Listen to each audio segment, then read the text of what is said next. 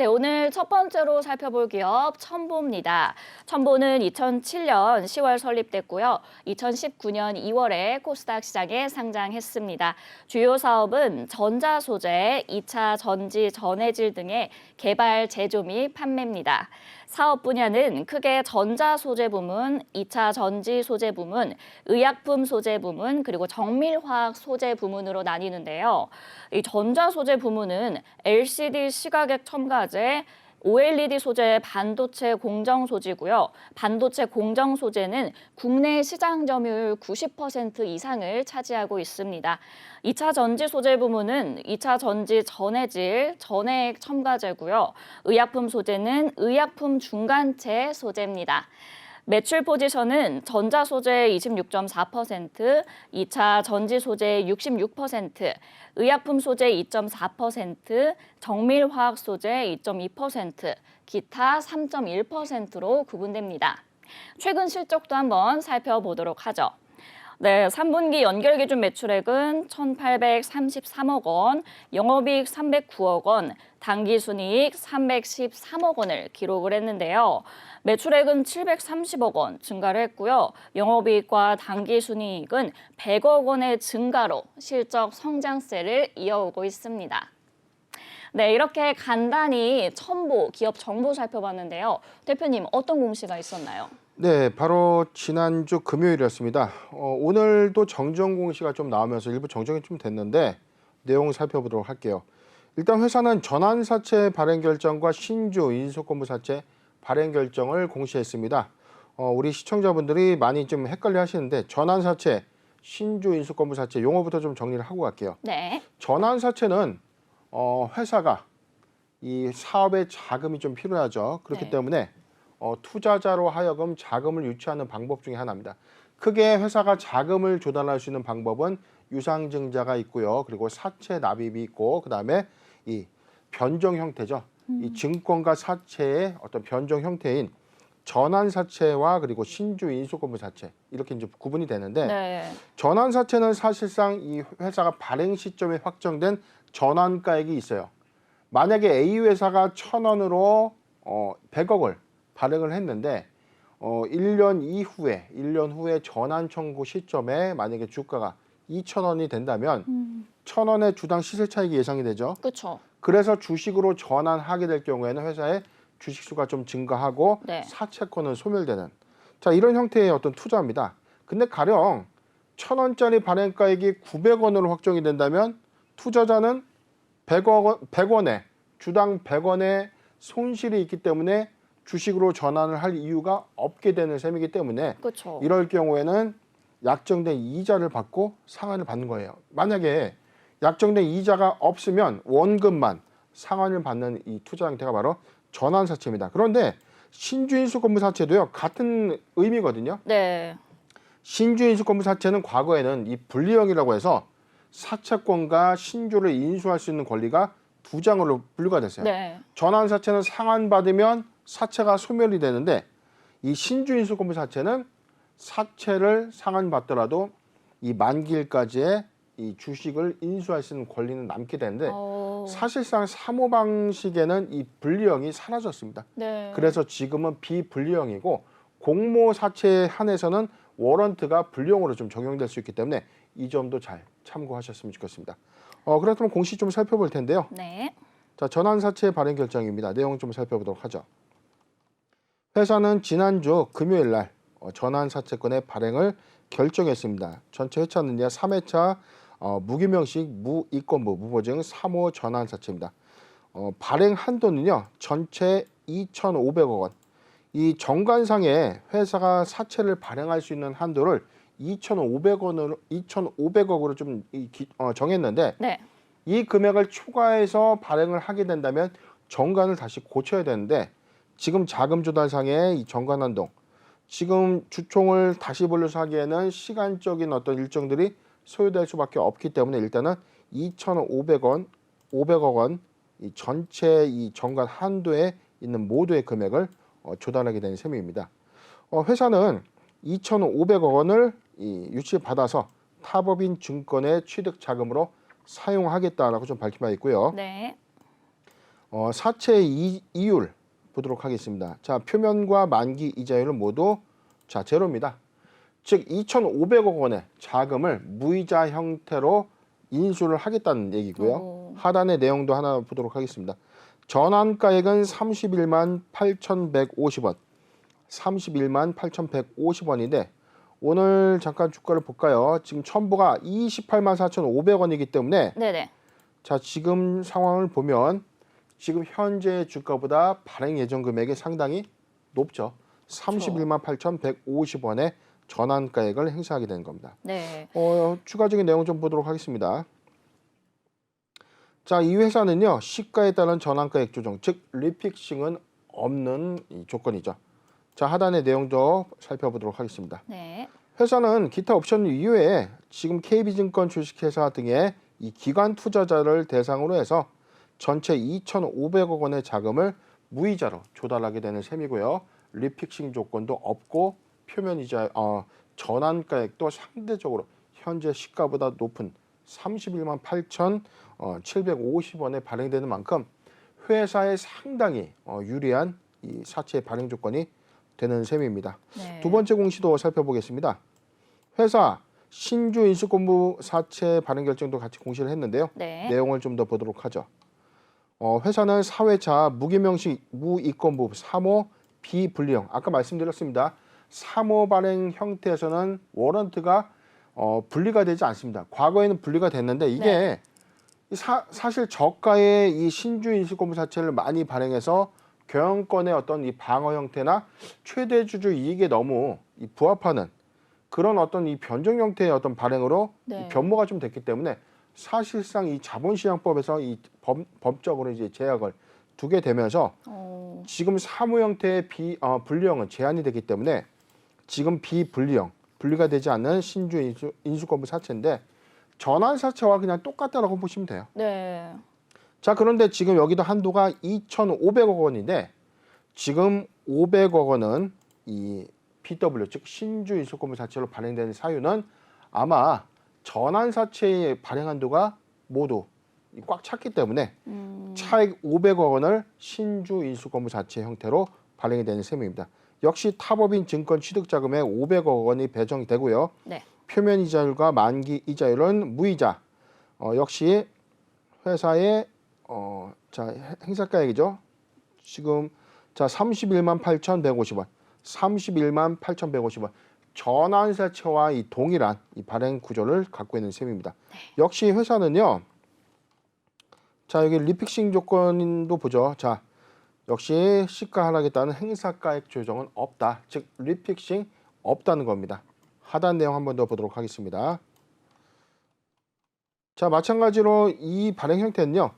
NH 브레인 EV 신기술 투자 조합이 500억 원의 자금을 조달하게 되는 건데 마찬가지로 전환사채 2,500억 원 그리고 신주 인수권부 사채 500억 원은 전체 3,000억 원의 사채 발행을 통해서 자금을 조달하는 공시가 되겠습니다. 네. 일단 첨보의 공시 살펴봤고요. 이 대표님께서 전환 사채권 그리고 신주 인수권 부사채권에 대해서 좀 간략하게 설명도 해주셨는데 네. 일단 이 첨보가 전환 사채권과 신주 인수권 부사채권을 결정하게 된 배경으로 타법인 증권 취득 자금이라고 이렇게 밝혔습니다. 어떤 회사에 출자를 하게 되는 건가요? 네, 일단 지금 우리가 이 회사의 공시로만 사실 살펴보면은 네. 지금 타법인 주식 및 증권의 취득 자금으로 전체 3,000억 원을 사용하게 되는 건데 일단은 대상에 대한 법인은 나와 있지 않았습니다. 그런데 이제 과거 공시를 좀 보면은 자 7월 달 공시를 한번 볼 텐데 회사가 7월경에 이 공정 공시를 통해서 밝힌 바가 있었거든요. 네. 지금 여기에 하단 내용들은 지금 나와 있지 않는데 지금 언론을 통해서 좀 밝혀진 바로는 2021년도 작년 7월에 새만금 이 산업단지에 대규모 이 공장을 증설해서 이 첨보의 지금 전해질 사업 또는 전해질 첨가 사업을 위한 이 공장 신규 투자를 결정하겠다. 전체 캐파는 5천억 원의 이 자금을 좀 투입해서요. 네. 2025년도까지 6배의 캐파를 좀 늘리는 이 공장 증설 계획을 좀 밝힌 바 있었고 당시에 저희가 좀 분석을 좀 했을 때 첨보는 뭐 사실 뭐 저의 뭐 최애 종목이었기 때문에 제가 2020년도부터 이 회사의 어떤 모멘텀에 주목해야 된다. 거의 뭐 수백 번 이야기를 했기 때문에 맞아요. 자, 히스토리가 좀 너무 많습니다. 그런데 첨보가 사실상 작년 7월에 새만금 단지의 새로운 어떤 사업 영역을 위해서 자회사를 직접 출자하는 겁니다. 네. 지금 이 회사의 탑업인 증권 취득은요. 이미 새로운 사업체를 인수하는 자금이 아니라 이 첨보 BLS라는 이 법인을 신설 법인으로 좀 만들어서 새만금 사업단지에 전체 5천억 규모의 이 자금을 투입하게 되는데 지금 이 언론을 통해서 이제 밝혀진 내용을 좀 보면요. 네네. 지금 3천억 원이 지금 1차 투자 자금인데 3천억 원을 먼저 이제 1단계 투자 자금으로 좀 배정을 하고요. 2단계는 2024년도부터 투입이 될 예정인데 역시 2,940억 원의 신규 자금을 좀 투입하겠다. 전체 3천억 원의 이 자금은 1차 투자금으로 먼저 선행돼서 첨보와 그다음에 첨보 BLS에 투입되는 어떤 시설 투자 자금으로 사용된 이후에 추가 한 2,900억 원의 자금 조달 좀 예고하고 있기 때문에 일단 단계별로 이 투자되는 어떤 대금의 1차 선행 자금이다라고 판단이 된 상황입니다. 네. 그렇다면은 이제 저희가 전환가액에 대해 한번 살펴봐야 될 것 같은데요. 전환가액이 현재 주가보다 좀 높습니다. 첨보가 발행한 전환사채와 그리고 신주 인수권 부사채를 산 이제 투자자들의 입장에서 좀 그만큼 믿음이 있다라고 봐도 괜찮은 건가요? 그렇죠. 지금 여기 하단에 화면 보면요. 전환가액은 31만 8,150원이죠. 네. 31만 8,150원이라는 것은 회사가 그만큼 발행 조건이 상당히 회사에 유리합니다. 발행 조건 자체도 회사에 상당하게 유리하고 네. 무이자의 현재 주가보다 높은 가액으로 행사될 수밖에 없기 때문에 자 투자자 관점에서 우리가 쉽게 좀 접근을 했을 때 그렇죠. 기간 투자자는 31만 8,150원에 행사할 수밖에 없어요. 왜냐하면 시가 하락 조정도 안 되는 상황이죠. 행사가액이 조정되지 않는 31만 8,150원에 기관들은 배정을 받아갔는데 네. 그만큼 지금 주가 대비해서 우리가 판단했을 때 과연 우리가 지금 주식을 산다면 기관 투자자보다 훨씬 저렴한 가격에 주식을 좀 사게 되는 셈이기 때문에 그렇죠. 그만큼 이 높은 가격 그리고 불리한 조건임에도 불구하고 이 기관 투자자가 3천억 원에 육박하는 자금 매자닌 투자를 결정하기는 이 배경에 대해서는 사실상 첨보가 2023년도 이후에 2025년도 그리고 2026년도 이후까지 성장성에 그만큼 주목을 했다라고 판단해도 뭐 과언이 아닌 그런 상황입니다. 네. 일단 현재 주가보다는 성장성이 굉장히 짙고 또 기업의 가치도 반영이 된 부분이다라고 말씀을 해주셨습니다. 대표님, 근데 이 첨보가 2차 전지 소재 기업이잖아요. 그렇다면 앞으로의 2차 전지 부문에서 성장성 관점으로 본다면 어떻게 보세요? 네, 일단 뭐 첨보의 경우에는 사실 뭐 2020년도에 2020년 5월로 제가 정확하게 기억을 합니다. 당시에 자회사 중원신소재를 통해서 회사의 현재 캐파 600톤에서 거의 뭐 12배에 육박하는 어떤 캐파, 6,000톤 캐파로 지금 공장을 좀 증설하는 한 2천억 원의 이 투자를 단행한 바가 있었죠. 네. 물론 지금 준공 이후에 1차 준공에 따른 어떤 실적이 반영되지는 않았습니다. 네. 2023년도부터 본격적인 어떤 가동을 앞두게 된다면 12배 캐파 증가에 따른 매출액 그리고 회사 성장에 주목해야 된다라고 제가 노래를 좀 불렀는데 지금 이 5천억 원의 사만금 사업 부재 이 첨보의 자회사 첨보 BLS를 설립한다는 것은요. 첨보의 자회사를 통해서 이 2차 전지 소재의 4대 요소죠. 양극재 그리고 음극재 분리막 전해액을 만들고 있는 이 첨보 이 회사의 전해액 첨가제를 위한 이 공장을 추가로 증설한다는 것은 네. 2차 전지 소재의 어떤 점유율을 좀 더 높이고 캐파를 꾸준하게 늘려갈 수 있기 때문에 지금 실적 잠깐 볼게요. 네. 회사 매출액 또는 손익구조 30% 이상 변동고시를 보더라도 지금 전체 매출은 2,715억, 전년 동기 대비 75%가 증가했고 영업이익은요 68%가 증가한 506억 그리고 당기순이익 80%가 증가한 491억을 기록했는데 전체 2차 전지 소재 증설에 따른 매출이 좀 증가했다고 밝혔지만 이게 전체 캐파에 따른 어떤 공장 증설 부분이 다 반영된 것은 아닌 거죠. 어, 그럼 우리가 추정을 했을 때 지금 2,715억의 매출을 기록했죠. 네, 3년 후에 이회사 매출을 우리가 연결 기준으로 한번 우리가 그려본다면 네. 1조 매출은 사실상 과언은 아닙니다. 오. 전체적인 어떤 캐파 확장에 따라서 회사는 공격적인 어떤 투자를 하고 있다는 것은 앞으로 전방 산업에 대한 어떤 수혜 그리고 점진적으로 크게 공급 예정이 늘려갈 수 있는 네. 전기차 보급량의 확대에 좀 주목을 해야 되는데 전기차 시장이 커지면 커질수록 첨보의 전해 공급량은 크게 증가할 것으로 예상이 되고 있는 대목이기 때문에 아직 실적은 선반영된 것이 아무것도 없다. 앞으로 회사의 실적적인 어떤 컨센서스를 우리가 예상한다고 한다면 첨보는 추가 상승은 충분히 여력은 좀 있다 판단되는 대목입니다. 네, 이 첨보가 아직 실적이 선반영된 것은 없다. 그리고 2차 전지의 점유율도 높이고 추가 상승의 여력이 있다라고 의견을 주셨는데요. 대표님, 그럼 저희가 이번에는 전환사채권과 그리고 신주 인수권, 부사채권에 대해서 좀 간략하게 더 알아보려고 해요. 이 두 가지의 대규모 발행의 긍정적인 측면 그리고 또 부정적인 측면은 어떤 것이 있는지 설명 부탁드릴게요. 네, 오늘 뭐 주가가 1.6% 좀 하락하고 있는데 사실 뭐 지금 첨보가 대규모 자금 조달을 했음에도 불구하고 주가가 지금 이 하락하고 있다는 것은 네. 사실상 뭐 이런 기대감은 좀 선반영된 것이다라고 지금 보는 관점보다는 조금 더 길게 봐야 됩니다. 작년 최근 2년간 주가의 상승률이 너무 가파랐죠.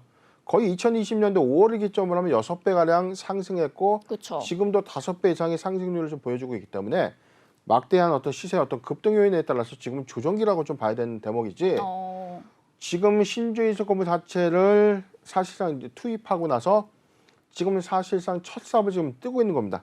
3천억 원의 자금이 1차 투자금으로 좀 사용되고 나서 2023년도 그리고 2024년도부터 본격적인 어떤 양산에 돌입되는 시점이라면 네. 회사의 평가 가치는 좀 달라질 것이라는 어떤 판단.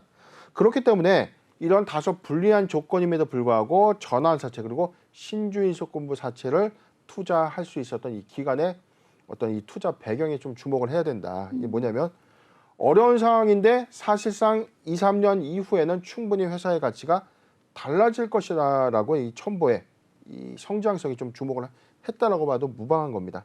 물론 이 회사가 1년 후에 이 전환 청구나 신주 인수권 행사를 통해서 막대한 이 주식이 시장이 좀 풀리게 된다면 네. 사실상 뭐 부담으로 작용할 수 있는데 자 발행가액이 아까 31만 원대였죠. 31만 8,150원. 31만 8,150원 이상에서 만약에 주가가 50만 원 간 상태에서 행사된다고 하면은 그만큼 기존의 주주 입장에서도 회사가 충분한 성장에 따른 어떤 주가가 반영되고 있었던 셈이었기 때문에 그쵸. 사실상 손해는 없는 셈이죠. 그렇기 때문에 저는 오히려 기간에 이런 대규모 투자를 결정했다라는 것에 대해서는 상당수 동의를 하는 그런 상황이고 아직도 저는 첨보의 이 목표가 50만 원에는 변함이 없기 때문에 지금 31만 8,150원의 상승 여력 가치는 충분하다라고 판단해 봅니다. 네. 그렇다면 이제 대표님께서 마지막으로 이 첨보에 대한 대응과 그리고 좀 상세한 투자 전략 잡아주시면 좋을 것 같거든요. 네. 네, 지금 첨보 차트를 좀 살펴보도록 하겠습니다. 네. 뭐 바로 이 시점이었어요. 자, 5월 초로 제가 기억을 합니다. 주가의 어떤 차익 부분은요. 지금 한 5만 4천 원 구간에서 제가 1차 첨보의 중원시 소재 대규모 투자 이후에 회사의 달라진 외형 가치에 주목해야 되고 전기차 성장에 따라서 첨보의 이 가치는 평가되어야 된다라고 좀 말씀드리고 난 이후에 네. 거의 방송으로 다뤄졌던 첨보는 제가 볼 때 한 60번 이상의 종목 재점검이나 중간중간에 어떤 방송 브리핑은 충분히 했었던 종목이었죠. 네네. 자, 그렇기 때문에 우상향 기준에서는 거의 뭐 6배에 상응하는 주가의 급등 사례가 좀 있었고 이후에 지금 뭐 조정을 좀 받고 있는 상황은 맞지만 그래도 첨보 사실상 이 대규모 큰 손의 이탈이라고 보기는 어렵습니다. 첨보가 지금 쉬어가고 있는 구간은 맞지만 네. 성장성에는 의심의 여지가 없기 때문에 2023년도부터는 본격적인 실적 반영 효과까지 걷어간다면 2022년에도 사실상 이 모아가는 전략이 유효하다. 자, 포트 비중 뭐 정해드려야죠. 그렇죠. 자, 저는 이렇게 생각했습니다. 보유자 관점에서는 지금 탄탄한 지지선 26만 5천 원을 이탈하지 않았기 때문에 26만 5천 원을 이탈하지 않는다면 지속적인 어떤 보유 의견 좀 제시해 드리고요. 네. 매수하기 좋은 구간, 저는 이 구간을 봅니다. 26만 5천 원 구간에서 네. 자 28만 원 구간, 26만 5천 원에서 28만 원 구간은 네. 포트 비중 10%의 분할 매수 의견을 좀 제시해 드리고요. 네. 26만 5천 원을 이탈한다면 자, 요 구간까지 봅니다. 24만 원부터 26만 5천 원. 24만 원에서 26만 5천 원 구간은 적극적인 매수 구간, 포트 비중 추가 10%의 분할 매수 의견을 제시해 드리겠습니다. 네, 이제 대표님께서 첨보 보유자 관점에서는 26만 5천 원을 유지하면 보유를 하고 매수자 입장 관점에서는 26만 5천 원에서 28만 원 매수 구간 10% 분할 매수 그리고 이제 처음 진입하시는 분들은 24만 원에서 26만 5천 원을 적극적인 매수 구간으로 보면 좋을 것 같다라고 의견 주셨습니다.